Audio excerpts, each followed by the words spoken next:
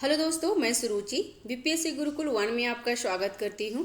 आज हम देखेंगे विजन आईएएस का क्विक रिवीजन मॉड्यूल है। और यूपीएससी प्रीलिम्स 2024 के लिए इम्पोर्टेंट है और ये पॉलिटी सब्जेक्ट है, ठीक है।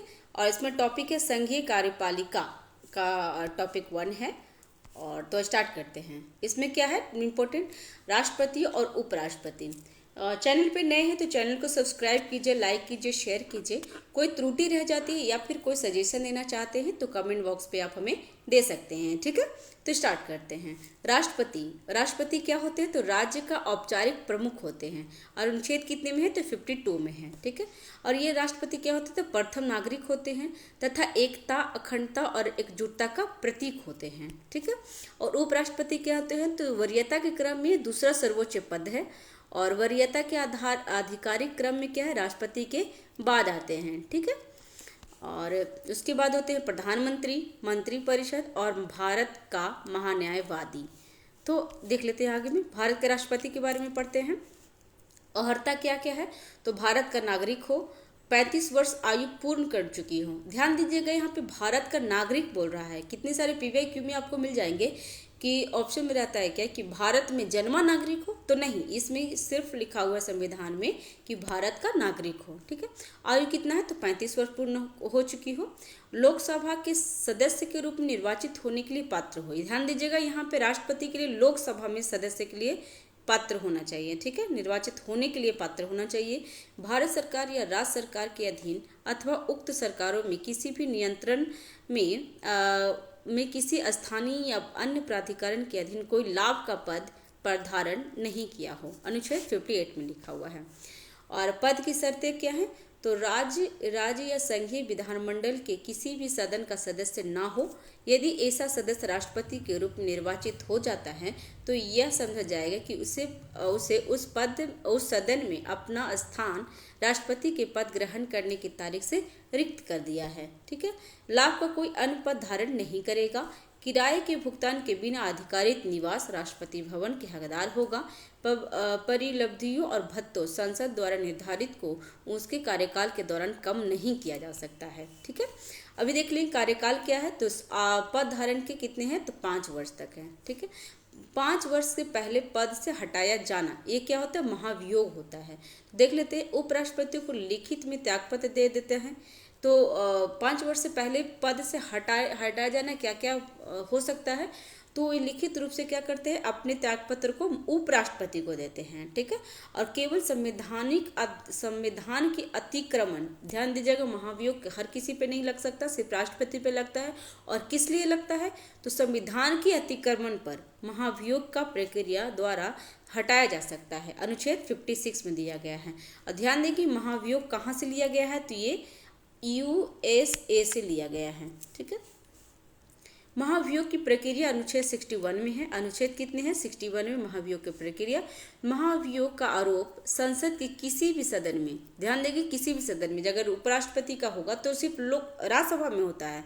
और राष्ट्रपति के लिए तो महाभियोग किसी में भी, संसद के किसी भी सदन में प्रारंभ किया जा सकता है। इन आरोपों पर संसद के 1/4 सदस्यों को द्वारा हस्ताक्षर होने चाहिए। कितने होने चाहिए? 1/4 हस्ताक्षर होना चाहिए। और राष्ट्रपति को 14 दिन का पहले नोटिस दिया जाना चाहिए, ठीक है। महाभियोग का प्रस्ताव उस सदन के कुल सदस्य का 2/3 बहुमत, ध्यान रखिएगा, 2/3 बहुमत से पारित होने के बाद इसे दूसरे सदन में भेजा जाना चाहिए, जिसे आरोपों को जांच करनी चाहिए, ठीक है।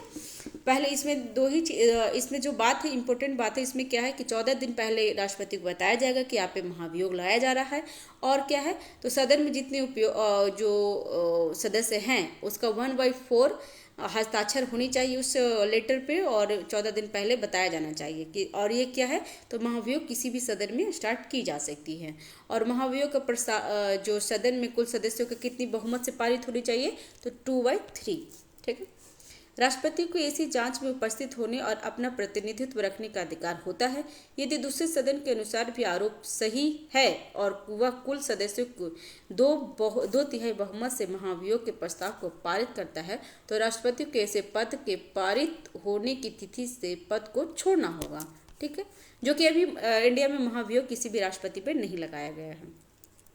इसका निर्वाचन प्रक्रिया के बारे में जान लेते हैं। तो भारत के राष्ट्रपति का निर्वाचन अप्रत्यक्ष चुनाव द्वारा होता है, किया जाता है। इसके तहत राष्ट्रपति का चुनाव निर्वाचन मंडल द्वारा एकल संक्रमणीय मत के माध्यम से अनुपातिक प्रतिनिधित्व प्रणाली के अनुसार गुप्त मतदान के से होता है। ठीक है, निर्वाचन मंडल में कौन कौन शामिल होते हैं? तो संसद के दोनों सदनों के कौन है? निर्वाचित सदस्य, राज्य विधानसभाओं के निर्वाचित सदस्य और केंद्र शासित प्रदेश दिल्ली और पुडुचेरी की विधानसभा के निर्वाचित सदस्य हैं। ठीक है, इसमें सारे निर्वाचित सदस्य होंगे, लोकसभा के, राज्यसभा के और विधानसभा के तथा दिल्ली और पुडुचेरी की विधानसभा के। विधान परिषद इसमें भाग नहीं लेंगे और मनोनीत सदस्य भाग नहीं लेंगे, ध्यान देंगे। निर्वाचन मंडल में शामिल नहीं होंगे, कौन नहीं होंगे?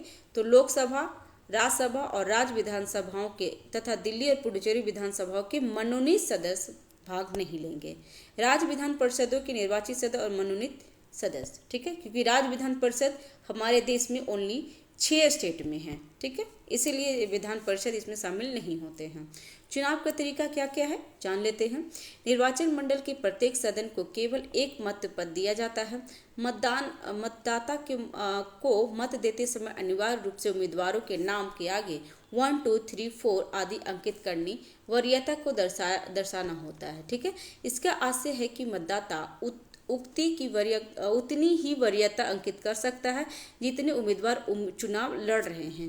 प्रथम चरण में पहली वरीयता की मतों को गिनती की जाती है। यदि कोई उम्मीदवार प्रथम चरण में ही अनिवार्य कोटा हासिल कर लेता है तो उसे निर्वाचित घोषित कर दिया जाता है। ठीक है, अन्यथा मतों के हस्तांतरण करने की प्रक्रिया अपनाई जाती है। प्रथम वरीयता की न्यूनतम मत प्राप्त करने वाले उम्मीदवारों को मत रद्द कर दिया जाता है। इसके द्वितीय वरीयता के मतों को अन्य उम्मीदवारों के प्रथम वरीयता के मतों में हस्तांतरित कर दिया जाता है। ठीक है, यह प्रक्रिया तब तक जारी रहती है जब तक कोई उम्मीदवार अनिवार्य कोटा यानी बहुमत हासिल नहीं कर लेता है। संसद राष्ट्रपति और उपराष्ट्रपति के चुनाव में संबंधित मामलों को विनियमित कर सकता है। ठीक है, राष्ट्रपति पद के लिए नामांकन की आवश्यकता क्या क्या होती है? तो प्रस्तावक के रूप में 50 निर्वाचक और अनुमोदक के रूप में 50 निर्वाचक होते हैं। निर्वाचक निर्वाचन मंडल के सदस्य होते हैं। ठीक है, नेक्स्ट, राष्ट्रपति राष्ट्र के साथ साथ विभिन्न राज्यों के लोगों के प्रतिनिधित्व भी होता है। ठीक है, देख लेते हैं इसमें। राष्ट्रपति के चुनाव में प्रत्येक राज्य की जनसंख्या और वहां के निर्वाचित विधायकों की संख्या के अनुसार विभिन्न राज्यों के प्रतिनिधित्व एकरूपता होती है। एक विधायिका के मत मूल्य कितने होते हैं? तो राज्य की कुल जनसंख्या बटे विधानसभा में निर्वाचित सदस्यों की कुल जनसंख्या इंटू 1000 है। ध्यान रखेंगे यहाँ पे इंटू 1000 है। कहीं कहीं आपको ऑप्शन में जो एग्जाम में जो ऑप्शन पूछता है तो उसमें सारा सही लिख देता है, उसमें लास्ट में क्या देता है 100 लिख देता है। तो नहीं, यहाँ पे ध्यान देंगे 1000 है। ठीक है, और संपूर्ण राज्य और संघ के बीच समता भी बनाए रखनी जाएगी। एक संसद के मत का मूल्य क्या होता है? सांसद के मत का मूल्य क्या होता है?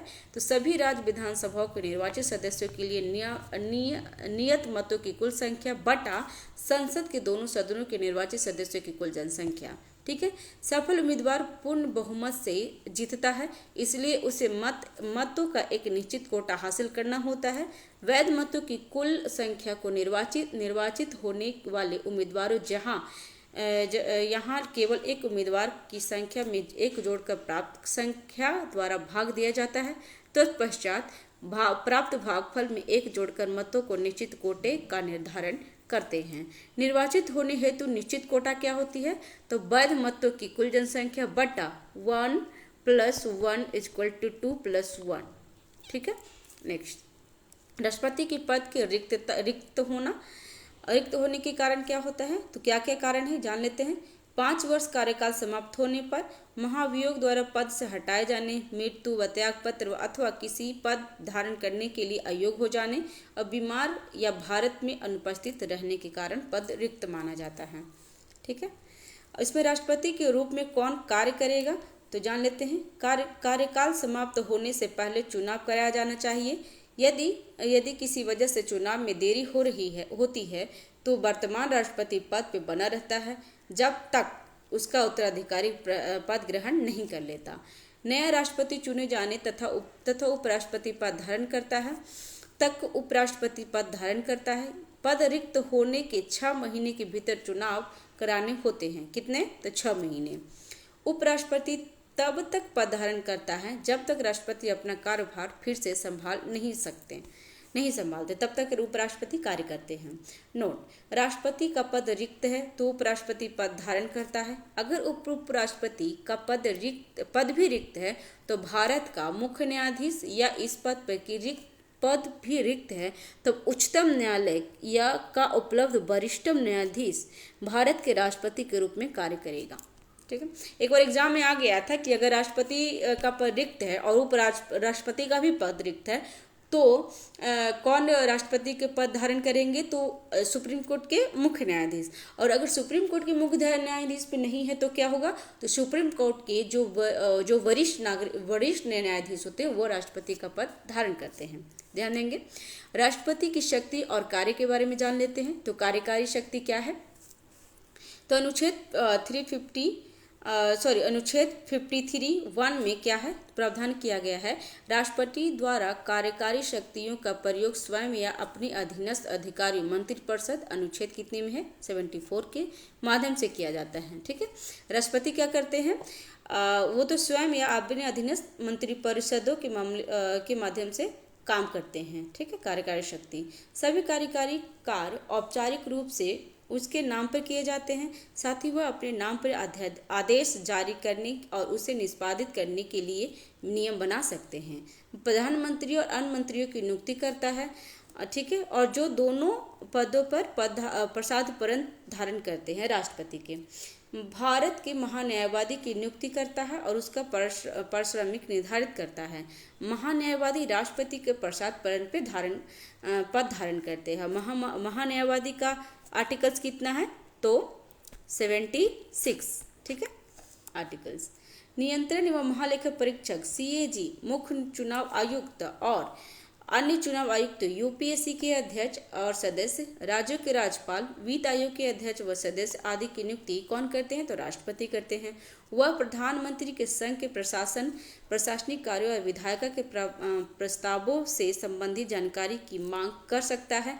वह किसी विषय को जिस पर किसी मंत्री द्वारा निर्णय लिया गया हो लेकिन उस पर परिषद ने विचार नहीं किया हो, उसे मंत्रिपरिषद के समक्ष विचार हेतु रखवाने के लिए प्रधानमंत्री को निर्देश दे सकता है। अनुसूचित जाति, अनुसूचित जनजाति और अन्य पिछड़े वर्गों के दशाओं की जांच के लिए आयोग नियुक्त कर सकते हैं। अंतर्जातीय परिषद नियुक्त कर सकता है। केंद्र शासित प्रदेश को उसके द्वारा नियुक्त प्रशासकों के माध्यम से सीधे प्रशासित करता है। ठीक है, विधायी शक्तियाँ क्या क्या है तो जान लेते हैं। संसद के सत्र को आहूत या सत्रावसान कर सकता है और लोकसभा को भंग या विघटित कर सकता है। दोनों सदनों की संयुक्त बैठक की आहूत की जा सकती है और संयुक्त बैठक का आर्टिकल्स कितना है? तो 108। ध्यान देंगे। प्रत्येक आम चुनाव के बाद संसद के प्रथम सत्र के प्रारंभ होने और प्रत्येक वर्ष के प्रथम सत्र के आरंभ में अभिभाषण कर सकता है। संसद के सदनों को लंबित विधेयक या अन्यथा के संबंध में संदेश भेजा जा सकता है।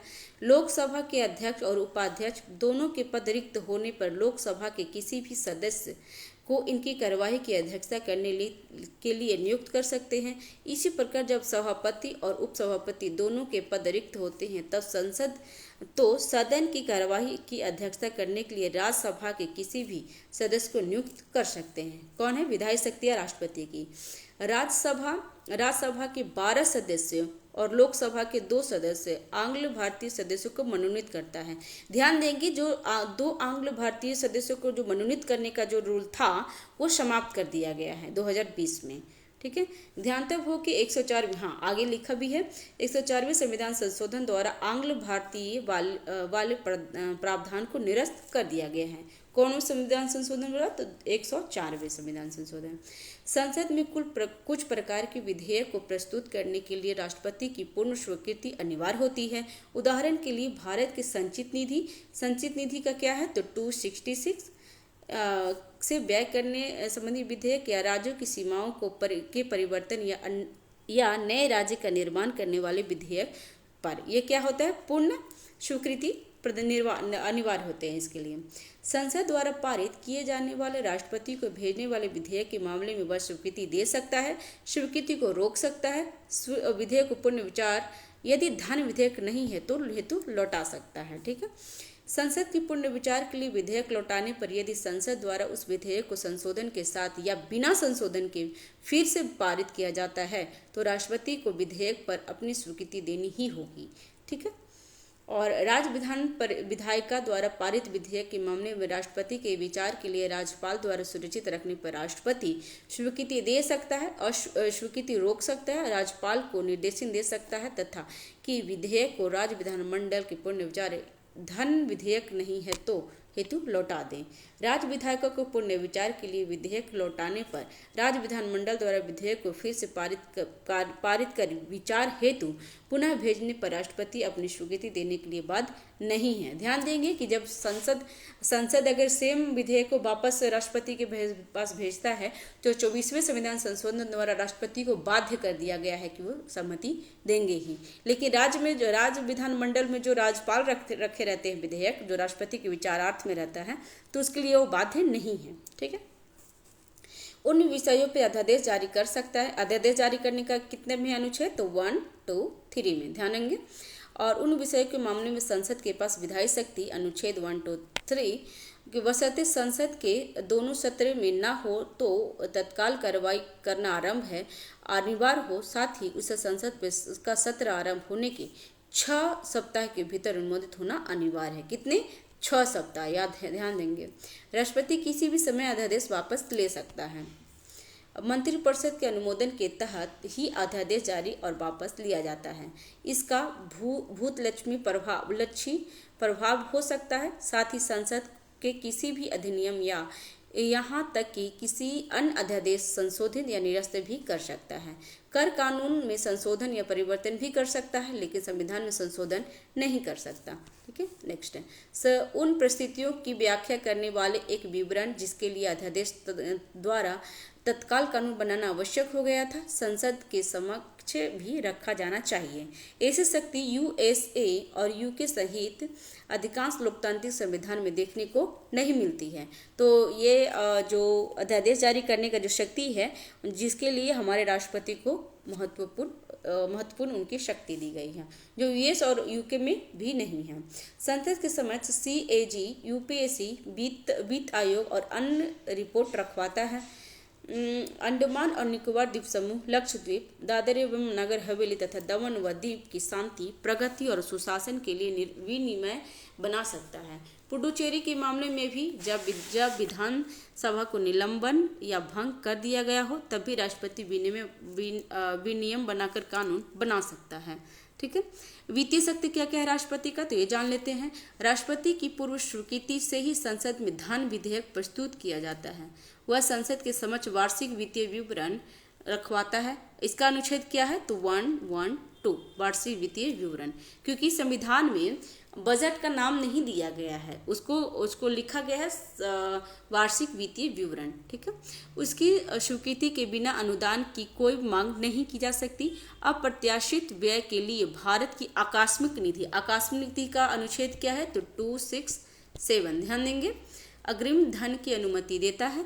प्रत्येक 5 वर्ष के बाद वित्त आयोग का गठन होता है और वित्त आयोग का क्या है अनुच्छेद 280 ध्यान देंगे। ये सब इम्पोर्टेंट अनुच्छेद है जो एग्जाम में आ जाते हैं। न्यायिक शक्तियाँ क्या क्या है तो उच्चतम न्यायालय और उच्च न्यायालयों के मुख्य न्यायाधीशों और न्यायाधीशों की नियुक्ति, विधि या तथ्य के प्रश्न पर उच्चतम न्यायालय किससे सलाह ले सकता है। किसी सजा के मामले में दंड को क्षमा, उसका प्रतिलंबन, विराम, परिहार और लघुकरण करने की अनुमति दे सकता है। या किसी भी अपराध, कोर्ट मार्शल या संघीय कानून या मृत्युदंड के विरुद्ध के लिए दोषी ठहराए गए किसी भी व्यक्ति की सजा को निलंबित कर उनका परिहार या लघुकरण कर सकता है। ठीक है, क्षमा में क्या है मृत्यु और दोषी दोनों से मुक्ति। विलंबन में क्या है दंड, किसी दंड विशेष अधिकार मृत्यु पर अवस्थित अस्थायी अवधि के लिए रोक लगाना। विराम में क्या है, किसी विशेष परिस्थिति के कारण मूल दंड के स्थान पर सजा कम करना। परिहार में है सजा की प्रकृति को बदले बिना सजा की अवधि को कम करना। लघुकरण क्या है, सजा की प्रकृति को बदलना, जैसे कठोर सजा को कम कठोर सजा में परिवर्तित करना है। ठीक है। सैन्य शक्तियाँ क्या है तो जान लेते हैं। रक्षा बलों के सर्वोच्च कमांडर होता है। थल सेना, नौसेना एवं वायुसेना के प्रमुखों की नियुक्ति करता है। संसद के अनुमोदन के अधीन युद्ध या शांति की घोषणा करता है। ठीक है। राजनीतिक शक्तियाँ क्या कहें तो अंतर्राष्ट्रीय संघीय और समझौते राष्ट्रपति के नाम पे किए जाते हैं। हालांकि इसके लिए संसद का अनुमोदन अनिवार्य होते हैं। अंतर्राष्ट्रीय मंचों और मामलों में भारत का प्रतिनिधित्व करता है। राजदूतों, आयुक्तों और आदि जैसे न्यायिकों को भेजना और स्वागत करता है। ठीक है। आपातकालीन शक्ति क्या क्या है तो राष्ट्रीय आपातकाल से निपटने के लिए संविधान राष्ट्रपति को असाधारण शक्ति प्रदान करते हैं। अनुच्छेद 352 में राष्ट्रपति शासन अनुच्छेद 352 में क्या है तो ये राष्ट्रपति शासन 352 में क्या है तो ये राष्ट्रीय आपातकाल है। राष्ट्रपति शासन का अनुच्छेद होते हैं आपको 356 और 365, वित्तीय आपातकाल 360। ठीक है। वीटो शक्ति में क्या है, आंतरिक वीटो, संसद द्वारा पारित किसी विधेयक पर अपनी स्वीकृति को सुरक्षित रखने को राष्ट्रपति की शक्ति होती है। आमतौर पर गैर सरकारी सदस्यों के विधेयक के संबंध में प्रयोग किया जा सकता है जब मंत्रिमंडल तक पत्र देता है और नया मंत्रिमंडल स्वीकृति नहीं देने की सलाह देते हैं। निलंबन वीटो क्या होता है, राष्ट्रपति इस वीटो का प्रयोग तब करता है जब विधेयक को संसद को पुनः विचार करने के लिए लौटाया जाता है, लेकिन विधेयक को समान बहुमत पर से फिर से पारित करने का इस वीटो को निरस्त कर दिया जाता है। धन विधेयक के मामले में इस वीटो का प्रयोग नहीं किया जा सकता। ठीक है। पॉकेट वीटो विधेयक को न तो स्वीकृति देता है और न ही अस्वीकार करता है और न ही लौटाता है, लेकिन अनिश्चित काल के लिए विधेयक को लंबित करता है। संविधान में राष्ट्रपति के समक्ष स्वीकृति के लिए प्रस्तुत किए गए विधेयक को संबंध में निर्णय लेने हेतु किसी समय सीमा का निर्धारण नहीं किया गया है। इस संबंध में संयुक्त राज्य अमेरिका में राष्ट्रपति के पास 10 दिन होते हैं। ठीक है। नोट, संविधान संशोधन विधेयक के मामले में राष्ट्रपति के पास वीटो शक्ति नहीं है। 24वें संविधान संशोधन अधिनियम 1971 में के द्वारा राष्ट्रपति के लिए संविधान संशोधन विधेयक पर अपनी स्वीकृति देने के लिए अनिवार्य कर दिया गया है। ठीक है। और राष्ट्रपति की संवैधानिक स्थितियां क्या है तो 42वें संविधान संशोधन अधिनियम 1976 ने राष्ट्रपति के प्रधानमंत्री की अध्यक्षता वाली मंत्रिपरिषद की सलाह मानने के लिए बाध्य कर दिया है। 44वें संविधान संशोधन अधिनियम 1978 ने राष्ट्रपति को अधिकृत किया है कि वह विधेयक को मंत्रिपरिषद की पुनर्विचार के लिए एक बार लौटा सकता है, लेकिन पुनर्विचार के बाद विधेयक को स्वीकृति देना बाध्यकारी है। ठीक है।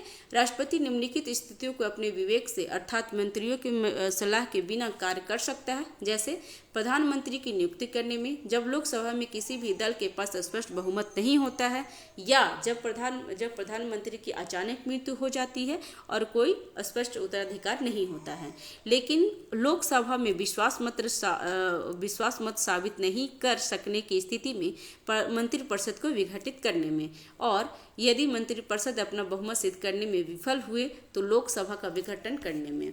ठीक है। उपराष्ट्रपति योग्यता क्या होती है जान लेते हैं। भारत का नागरिक हो, 35 वर्ष का आयु पूर्ण कर चुका हो, यहाँ पे ध्यान दीजिए, राज्यसभा सदस्य के रूप में निर्वाचित होने के लिए पात्र हो, भारत राज्य सरकार के अधीन अथवा उक्त सरकारों में से किसी के नियंत्रण के लिए स्थानीय या अन्य प्राधिकरण के अधिकरण कोई लाभ का पद न धारण किया हो। नोट, संघ के वर्तमान राष्ट्रपति या उपराष्ट्रपति किसी भी राज्य के राज्यपाल और संघ या किसी राज्य के मंत्री को लाभ पद धारक नहीं माना जाता है। सांसद और विधायक भी पात्र हैं, लेकिन यदि उपराष्ट्रपति के रूप में चुने जाते हैं तो मान लिया जाता है कि उन्हें उस सदन में अपनी सीट रिक्त कर दी है। उपराष्ट्रपति के चुनाव के लिए उम्मीदवार को नामांकन हेतु प्रस्तावक के रूप में 20, निर्वाचक अनुमोदन और के रूप में 20 निर्वाचित होना चाहिए। ठीक है। निर्वाचन क्या होता है तो अप्रत्यक्ष चुनाव होते हैं। संसद के दोनों सदनों के निर्वाचित और मनोनीत सदस्यों के बीच से मिलकर बने निर्वाचन मंडल द्वारा निर्वाचित होते हैं। एकल संक्रमणीय मत के माध्यम से अनुपातिक प्रतिनिधित्व प्रणाली और मतदान की गुप्त मतदान पद्धति द्वारा होता है। ठीक है। और कार्यकाल क्या है तो 5 वर्ष, लेकिन अपने उत्तराधिकारी के पदभार ग्रहण करने तक 5 वर्ष की अवधि के बाद पद पे बना रहता है। राष्ट्रपति को अपना त्यागपत्र दे सकता है। इसी पद के लिए पुनर्निर्वाचन के लिए भी पात्र हैं। वह इस पद पर कितनी बार भी निर्वाचित हो सकते हैं। पद की रिक्तियां किस मामले में हो जाती है, तो 5 वर्ष के कार्यकाल की समाप्ति पे, पद से हटाए जाने पर, मृत्यु हो जाने पर, अन्य कारण में से क्या होता है, तो उदाहरण के लिए जब वह पद धारण करने के लिए अयोग्य हो जाते हैं तब, या जब चुनाव अमान्य घोषित कर दिया जाता है। अंतिम 4 स्थितियों में रिक्त होने वाले रिक्ति को भरने के लिए चुनाव जल्द से जल्द आयोजित किए जाने चाहिए। नव निर्वाचित उपराष्ट्रपति अपने पद का कार्यभार ग्रहण करने की तिथि से 5 वर्ष की पूर्ण अवधि के लिए पद धारण करते हैं। शक्तियां और कार्य क्या क्या है, तो राज्यसभा का पादेन सभापति होते हैं और शक्तियां और कार्यकाल लोकसभा के अध्यक्ष के समान होता है। राष्ट्रपति के रूप में और कार्य करता है अधिकतम केवल 6 महीने के लिए, लेकिन जब राष्ट्रपति का पद उसके त्यागपत्र, पद से हटने, मृत्यु या अन्य कारणों के से रिक्त हो जाती है। जब पदासीन राष्ट्रपति अनुपस्थित, बीमार या किसी अन्य कारण से अपने कार्य को करने में असमर्थ होते हैं, तब उपराष्ट्रपति उसके कार्यों का निर्वहन उस अवधि तक करता है जब तक कि राष्ट्रपति अपने कार्यभार पुनः नहीं संभाल लेता है। ठीक है, राष्ट्रपति के रूप में कार्य करते हुए या राष्ट्रपति के कार्यों का निर्वहन करते हुए उपराष्ट्रपति राज्यसभा के सभापति के पद के कर्तव्यों का पालन नहीं करता है। इस अवधि के दौरान सभापति के कर्तव्यों का पालन राज्यसभा के उप सभापति द्वारा किया जाता है। ठीक है, पद से हटाया जाना, इसके लिए औपचारिक महाभियोग की आवश्यकता नहीं होती है। ठीक है, महाभियोग सिर्फ राष्ट्रपति पे लगते हैं। प्रभावी बहुमत, तत्कालिक सदन के समस्त सदस्यों का बहुमत होना चाहिए। इसे पारित राज्यसभा के प्रस्तावों और लोकसभा की सहमति के बाद हटाया जा सकता है, लेकिन ऐसे प्रस्ताव को कम से कम 14 दिन की अग्रिम सूचना के बाद ही प्रस्तावित किया जाता है। उसे पद से हटाने के लिए संविधान में कोई आधार वर्णित नहीं किया गया है। ठीक है फ्रेंड्स, तो आज हम इतना ही रखते हैं। नेक्स्ट वीडियो में हम मिलते हैं और नेक्स्ट वीडियो में नेक्स्ट टॉपिक को लेकर के रखते हैं। और ये विजन IAS क्विक रिवीजन है, मटेरियल है, और ये राष्ट्रपति और उपराष्ट्रपति के बारे में था। तो चैनल पर नए हैं तो चैनल को सब्सक्राइब कीजिए, लाइक कीजिए, शेयर कीजिए। और कोई त्रुटि रह जाती है, कोई सजेशन देना चाहते हैं या किसी वीडियो को आप लेना चाहते हैं तो आप कमेंट बॉक्स पे हमें बता सकते हैं। ठीक है, धन्यवाद आपका, थैंक यू।